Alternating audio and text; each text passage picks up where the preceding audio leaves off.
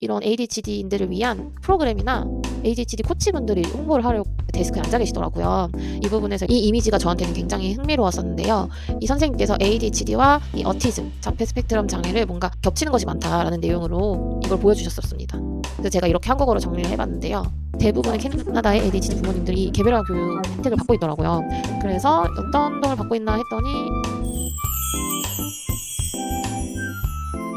안녕하세요. 이사비너스입니다. 오늘은 제가 11월 2일, 11월 3일 이틀에 걸쳐서 캐나다 컨퍼런스에 다녀왔는데요. 이 컨퍼런스에 대한 간략한 내용과 어떤 식으로 진행이 됐고 또 다녀와서 제가 느낀 점에 대해서 한번 편안하게 이야기를 나눠보고자 합니다. 일단 이 캐나다 ADHD 컨퍼런스는 매년 10월이나 11월에 열린다고 해요. 이 ADHD 컨퍼런스를 주관하는 기관은 캐닥이라고 부르는데요.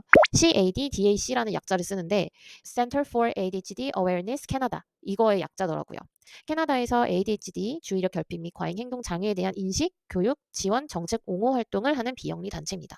이 단체는 ADHD에 대한 잘못된 정보와 편견을 줄이고 ADHD 진단을 받은 사람들과 그 가족들이 더 나은 삶을 살 수 있도록 돕기 위해서 프로그램이나 서비스를 제공한다고 합니다. 그래서 제가 이틀에 걸쳐서 갔었는데 대략 비용은 한 30만 원 정도 들어요. 그리고 원하면 첫째 날, 둘째 날 나눠서 신청을 하는 것도 가능했습니다. 근데 저는 1년에 한 번이기 때문에 제가 캐나다에 오래 있는 게 아니라서 이거를 꼭 다 듣고 싶어서 이틀을 신청을 했고요. 데이 1, 2의 주제들은 여기 종이에 나와 있듯이 여러 개가 있는데 한 타임에 룸 3개에서 강연자가 3명이 동시에 진행을 합니다. 그런데 그 셋 중에 하나씩만 제가 선택을 해서 들을 수가 있어요. 한국어로 번역을 하면 첫째 날에 제가 들었던 것은 이제 실제로 일들을 끝내는 방법. 지인들이 일을 마무리를 잘 못하잖아요. 이 부분에 대해서 Dr. 아리 턱맨이라는 전문가가 나와서 심리학자신데 이것에 대해서 이제 설명을 해주셨고 두 번째는 잠재력 열기, ADHD 학생들을 위한 효과적인 학습 개선 방법. 세 번째, 친구와 어울리기, 10대 청소년들이 친구 관계를 형성할 수 있도록 돕는 법. 네 번째, ADHD의 작업 기억에 대한 팁을 주는 강의였습니다. 그다음 둘째 날에는 첫 번째 세션에서 다 같이 들었었는데요. ADHD와 더 나은 인간관계 형성하기. 그래서 배우자와의 관계, 그다음에 친구와의 관계. 성인 ADHD이신 분들도 이 관계가 굉장히 어렵기 때문에 이 부분을 어떻게 관리하며 살아가야 하는지에 대한 내용이었고 두 번째가 ADHD와 사춘기. 캐나다의 정신건강의학과 의사 선생님께서 오셔서 설명을 해주셨고 세 번째는 이제 우리 한국에는 없는 캐나다에만 있는 IEP에 대한 내용들이었습니다. 이번 영상에서는 전체적인 컨퍼런스가 어떻게 흘러갔고 제가 흥미롭게 생각했던 부분들, 그 부분들만 간략하게 다루고자 합니다.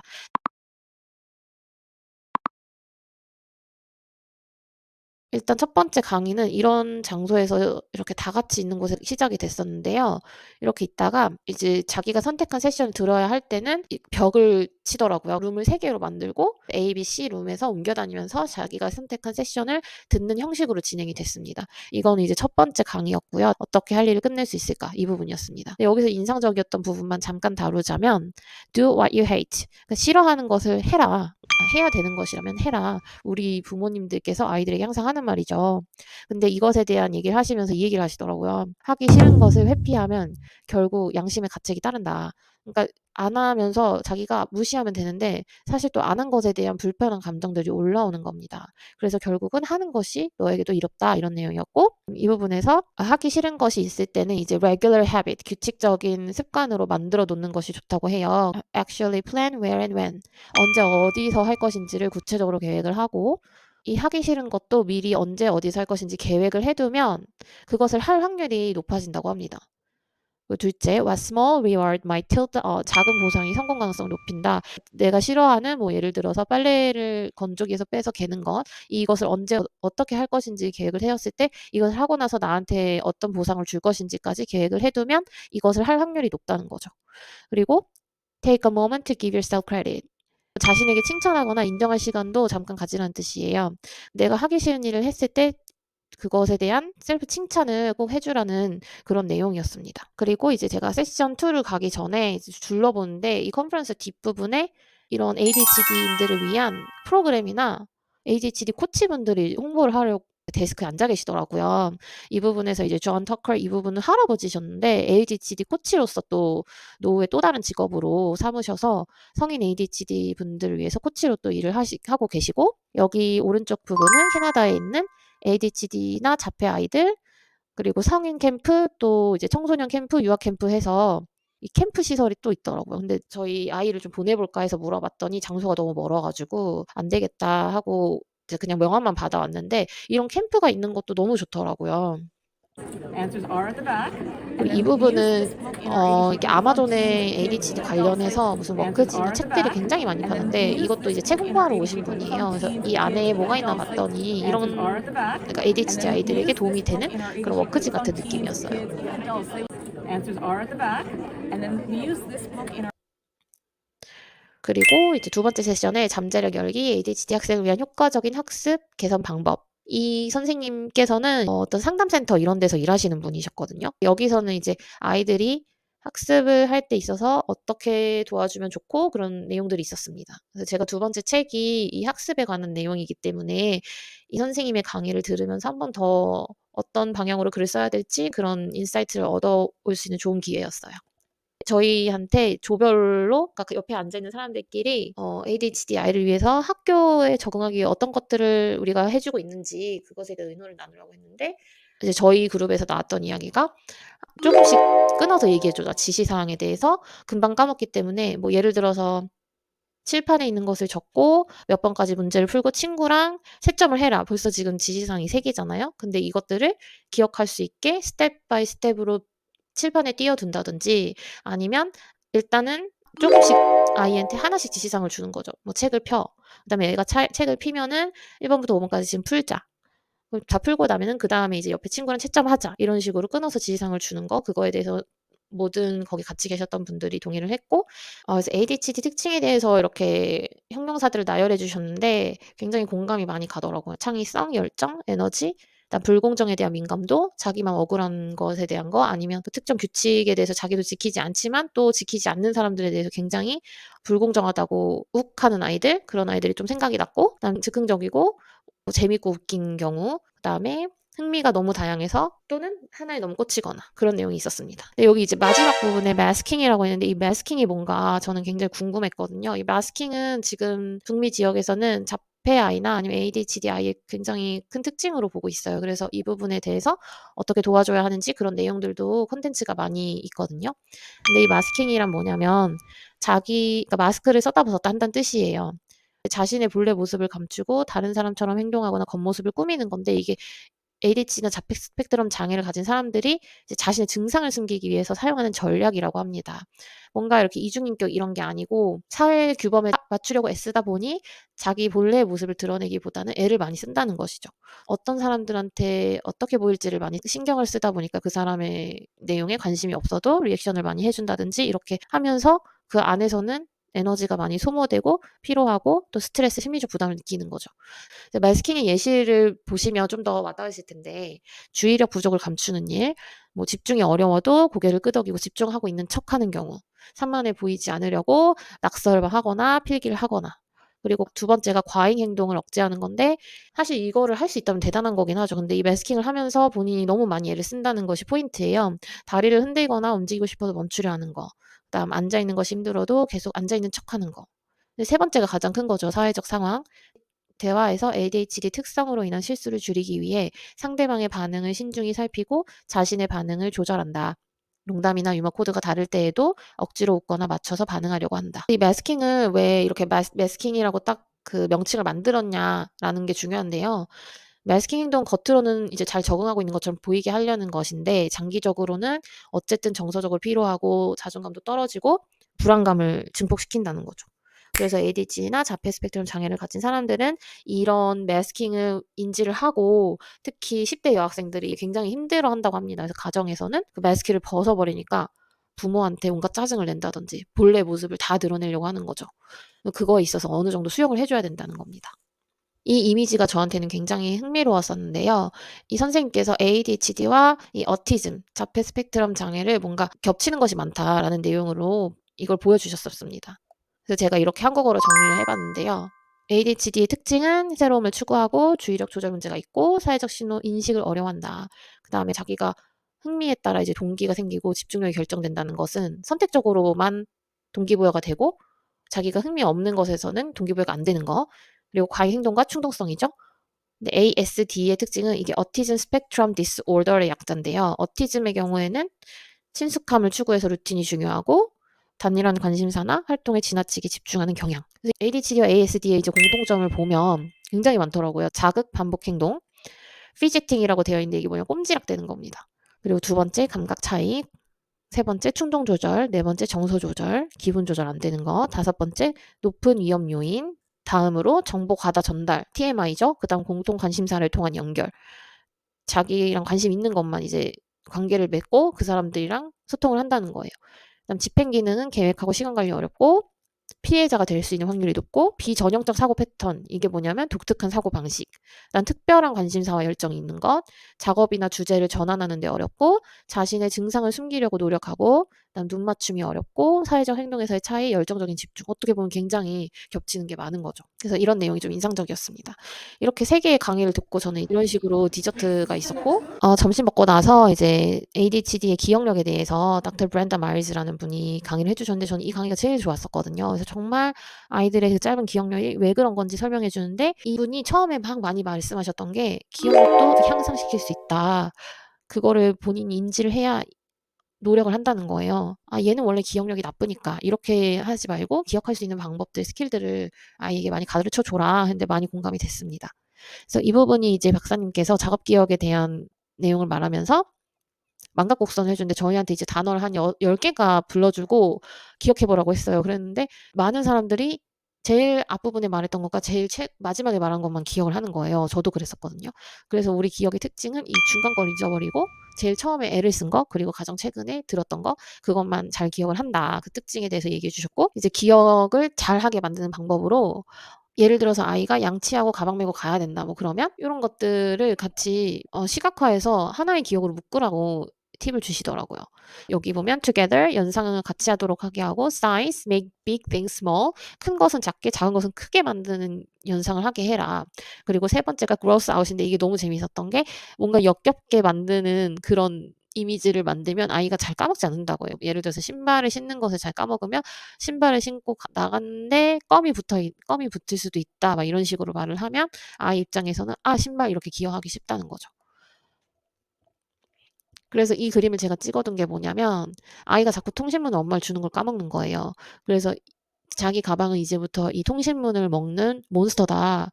그래서 이걸 굉장히 침을 많이 흘리고 이렇게 쩍쩍 갈려진 입으로 통신문을 먹었다가 집에 가면 엄마 앞에서 뱉어낼 거다. 그렇게 말을 했더니 아이들이 이 몬스터 괴물의 특징 때문에 엄마한테 통신문을 더 잘 갖다 준다는 거죠. 그래서 저라도 굉장히 지금까지 기억에 남아 있으니까 이게 아이들한테도 효과가 있을 수 있겠다 생각을 했습니다. 그래서 이런 식으로 지금 박사님께 설명하시는 건데요. 양치하고 책가방 메고 신발 신고 강아지가 이렇게 준비하는 거 보이시죠? 둘째 날에는 또 다시 가서 9시부터 강의를 들었는데 이제 몇 부분만 나누자면 관계를 맺을 때 좋은 사람들을 곁에 두는 것을 굉장히 강조를 많이 하셨습니다. 너의 좋은 면에 있어서 감사해 하고 그다음에 좋지 않은 면에 있어서는 잘 참아내는 친구를 골라라. 라고 하셨고 그다음에 non-judgmental한 친구 이게 뭐냐면 굉장히 중요한 퀄리티예요. 판단하지 않는 거. 내가 어떤 행동을 하든 거기에 뭐 도덕적인 가치관을 댄다든지 그러지 않는 친구. 그다음에 기복이 있다기보다는 안정감을 주는 친구. 이런 친구를 잘 두는 것이 중요하다라고 하셨습니다. 그다음에 이 부분이 인상 깊어서 제가 찍어왔는데요. ADHD에 대해서 말할까 말까입니다. 그래서 관리되지 않는 ADHD 증상은 말하지 않으면 더 나쁜 비밀이 된다. 이게 무슨 말이냐면 자기가 매일 시간을 어기고 마감 기한을 지키지 않고 기분 조절 못하고 이런 사람들이 자신이 ADHD이기 때문에 이런 부분이 있다라고 말하지 않으면 오히려 더 그 사람의 의도를 의심한다는 거죠. 그래서 어느 정도는 내가 이렇기 때문에 내가 마감 기한을 혹시 안 지키는 것 같으면 한 번 더 얘기해 줄 수 있냐 그런 식으로 도움을 요청하는 것이 더 현명하다고 합니다. 그리고 말할까 말까에 대해서는 상황에 따라 다르고 그다음에 감정 그 상대방에게 말해도 될지 안 될지 그거는 오로지 내가 그 사람에 대한 감정이 어떤지가 중요하다라고 하셨어요. 저는 이 부분이 굉장히 재밌었던 게 "제발 약을 고려해라. 약을 꼭 먹어라." 이러시더라고요. 이분이 심리학자인데도 약을 굉장히 강조를 많이 하십니다. 그래서 "약은 의도와 행동의 갭을 메꿔준다." 그러니까 내가 사실 ADHD 아이들이 의도하지 않은 행동을 하는 거잖아요. 진짜 상대방을 존중하면서도 약속 시간에 늦고 수업 시간에 자기도 집중하고 싶은데도 막 떠들잖아요. 그런 것들이 이제 약을 먹으면 자기가 의도한 대로 행동할 수 있다는 거죠. 그리고 배우자에 대한 이야기도 되게 재밌었는데 비ADHD 배우자는 정신적인 면에서 더 책임을 많이 지고 있다는 사실을 잊지 말아라 그러시더라고요. ADHD이면서 배우자가 ADHD가 아닌 경우에는 사실 ADHD인 사람이 잘 모를 수 있대요. 뭐 계획을 하고 그다음에 이 모든 집안일들을 어느 정도 더 많이 하고 있다는 것을 그걸 알아야 한다 하셨습니다. 다음으로 ADHD와 사춘기 이 부분이 저는 굉장히 궁금했었는데 저는 뭐 관계나 이런 얘기할 줄 알았는데 그런 게 아니고 이분이 리처드 벤틀리 박사님이셨는데요. 정신과 의사 선생님께서 하시는 말들이 굉장히 이 사춘기에는 특히 여학생들 같은 경우에는 생리가 시작이 되면서 생리 전 증후군과 또 월경 전 불쾌 증후군 이런 게 있대요. 이런 부분에 있어서 약을 먹는데도 불구하고 이 생리 주기에 따라 호르몬 변화가 있어서 ADHD랑 이게 겹치면 더 힘든 걸 겪기 때문에 또 남학생과는 다르게 대해줘야 하는 부분들이 있다 이렇게 설명을 하셨어요. 여기서 궁금했던 게 이제 PMS랑 PMDD가 나오는데 우리나라에서는 사실 PMS에 대한 이야기만 많이 했던 것 같거든요. PMS는 저희가 알고 있는 월경전 증후군, 생리 전 약 1-2주 동안 나타나는 경미한 일상생활에 큰 영향을 주지 않는 경우인데 이 PMDD는 월경전 불쾌 장애라고 더 심각하게 보고 정신적 증상이 있는 것, 정신건강 장애로 분류를 한다고 합니다. 그래서 이 경우에는 이제 약물 치료를 받고 의사 선생님을 만나야 되는 거죠. 주요 증상이 심한 우울감, 또 긴장감, 집중력 저하, 수면 문제 이런 것들에 대해서 의사를 만날 필요가 있다라고 이야기하셨습니다. 이게 ADHD 아이가 이런 것도 함께 있는 아이라면 어쨌든 다르게 접근을 해줘야 된다는 거죠. 그러면서 이 피미어 트래커리라고 월경 주기에 따라서 이모션이 어떻고 이런 것들에 대해서 트래킹하는 것도 아이에게 도움이 된다. 이런 것까지 케어를 해야 되는구나 생각을 했어요. 엄청 사왔어요. 그래서 한 20만 원 든 것 같아요. 일단 이렇게 책이 많은 것에 대해서 정말 부럽더라고요. 그래서 런치를 또 먹고 여기서 제가 다음 주에 만날 타라 해밀턴 ADHD 코치이자 ADHD 아이를 키우는 부모님 그리고 샌드라라는 ASD랑 ADHD를 같이 갖고 계시는 성인 ADHD 그분과 이제 런치를 같이 먹게 되면서 인터뷰를 약속을 받았습니다. 마지막이었는데요. 이 부분은 개별화 교육에 대한 내용이었어요. 캐나다 개별화 교육은 우리나라에서는 특수교육 대상자에 ADHD가 안 들어가기 때문에 이런 개별화 교육을 받을 기회가 매우 적은데 대부분의 캐나다의 ADHD 부모님들이 이 개별화 교육 혜택을 받고 있더라고요. 물론 주마다 다르지만 어떤 도움을 받고 있나 했더니 아이의 강점을 살리는 교육, 그다음에 처리 속도가 늦은 아이들에게는 시험 시간을 더 준다든지 굉장히 감각이 예민한 친구들에게는 좌석 배치나 소음 감소 등 환경 조정해 주는 거, 그다음에 타이머나 이런 도구들을 이용할 수 있게 해주는 것들 이런 게 있다고 합니다. 일단 시험 시간을 늘려주는 것 자체로 저는 굉장히 쇼킹했는데 일단 캐나다에 있는 ADHD 학생들은 주마다 다르겠지만 만약에 수업 방해가 많다 그러면은 이제 보조교사가 와서 1대1로 좀 더 아이가 학업 스트레스가 없이 다른 사람들 방해될까 봐도 있지만 그 아이가 학교에 잘 적응하기 위해서 1대1로 분리해서 개별적인 교육을 많이 주고 그리고 적응이 됐을 때 통합 교육으로 발전하는 방식으로 교육 과정을 짠다고 합니다. 여기 캐나다에서 만난 부모 중에 아이가 조용한 ADHD인데 아이가 ADHD 진단 받았다 학교에 말하자마자 교장이 이제 그럼 IEP 교육과정 같이 짜자 이렇게 바로 먼저 연락이 왔다고 하더라고요. 그런데 그 아이는 학교 생활 적응에는 어려움이 없어서 개별화 교육을 받지 않는 것으로 했다고 합니다. 그런데 여기서 인상적이었던 게 강연 중에 선생님들도 계셨거든요. 근데 선생님 한 분이 손을 드셔서 자기 반에 뭐 20몇 명이면 15개의 개별화 교육이 이루어지고 있다. 왜 선생님과 학교에 이렇게 많은 부담을 주냐. 이런 거는 교육청에 더 예산을 많이 달라고 하든 인력을 더 많이 줘야 된다 하면서 조금 항의하는 내용도 있었는데요. 여기도 이런 게 진행되고 있는데 완벽하진 않구나 그걸 느꼈습니다. 그렇지만 우리나라에는 아예 없잖아요. 그건 굉장히 큰 차이죠. 제가 여기서 이제 점심 먹으면서 샌드라한테 이제 말을 했죠. 우리나라는 IEP가 없고 굉장히 특별한 혜택을 받기 어려운 문화다 이랬더니 당연하지 않겠냐. 법으로 정하지 않으면 누구도 그걸 하지 않을 거야. 이렇게 얘기하더라고요. 그래서 법으로 정해지기까지는 얼마나 걸릴까? 약간 그런 막연한 생각도 해봤습니다. 마무리하면서 캐나다 컨퍼런스를 다녀와서 느낀 점입니다. 우리나라의 20년 후를 보았다. 사실 ADHD뿐만 아니라 저희 나라에서는 장애 인식도 굉장히 뒤처져 있다고 생각을 하거든요. 그리고 우리나라의 특수교육은 인력도 부족하고 시스템도 견고하게 되어 있지 않다고 생각을 해요. 그런 얘기들을 캐나다에 있는 여기 오신 분들한테 했더니 우리도 20년 전에 그랬어 이렇게 말하더라고요. 그래서 20년 후구나. 그러면 우리 아이가 대략 30대가 될 거고 아이가 아이를 또 낳았을 때 그 아이는 그래도 혜택을 보겠구나. 그런 좀 희망적인 생각도 했습니다. 그리고 이미 전문가가 우리나라도 굉장히 많잖아요. 그런데 ADHD만을 위해서 이렇게 결집된 그런 네트워크가 필요하겠다는 생각을 했고, ADHD를 돕기 위한 기관들과 책들이 많아서 너무 감동받았고, 부모들을 만날 때마다 물어봤는데 IEP를 다 받고 있다고 하더라고요. 여기의 문화는 정말 다르구나. 그리고 컨퍼런스에서 만났던 할머니 할아버지들이 굉장히 인상적이었어요. ADHD를 진단받고 치료받은 이 역사 자체가 기니까 ADHD를 갖고 노후를 또 어떻게 살아가야 하는가를 고민하시는 분들이 오신 거예요. 그러니까 우리 아이들이 지금은 정말 10대도 되지 않은 이 어린 아이들이 이제 시작을 하는데, 이 아이들이 결국 평생 갖고 살아가야 하는 거기 때문에 양질의 삶을 살기 위해서 정말 노후에 본인을 위해서 이런 컨퍼런스도 참석하고 코치도 되고 하면 정말 좋겠다, 그 생각을 했습니다. 신경 다양성에 대한 오픈마인드, 이게 뭐냐면 저희는 ADHD만 진단받잖아요, 사실. 그런데 자폐 스펙트럼 장애도 같이 진단받는 경우가 굉장히 많다고 해요. 실제로 같이 있는 경우가 많고, 그거 말고도 이제 학습장애 난독증이나 이런 것들도 같이 진단받는 경우, 이렇게 복합적으로 ADHD를 다방면으로 바라보는 그런 관점이 여긴 더 오픈되어 있다는 것을 느꼈습니다. 결론적으로는 우리 아이들도 이런 컨퍼런스가 있고 좀 네트워크가 있으면 더 건강한 삶을 잘 살아갈 수 있겠구나, 더 많이 배우고 저도 좋은 컨텐츠를 만들면서 더 노력해봐야 되겠다는 생각을 하면서 내년에 있으면 또 갈 겁니다. 네, 컨퍼런스에 대해서 이제 자세한 내용들은 제가 들었던 토픽을 굉장히 메모를 최대한 많이 해왔습니다. 제가 무료 웨비나를 빠르면 12월, 늦으면 1월이 될 것 같아요. 지금 두 번째 책을 집필하고 있기 때문에. 그래서 준비가 되는 대로 제가 들었던 내용들을 함께 공유해 보도록 하겠습니다. 들어주셔서 감사합니다. 우리나라에서도 제가 언젠가 이런 자리를 꼭 마련해 보겠다는 약속을 드립니다. 감사합니다. 구독, 좋아요, 댓글은 언제나 콘텐츠 제작에 큰 힘이 됩니다. 궁금하신 점이 있다면 댓글로 남겨주세요.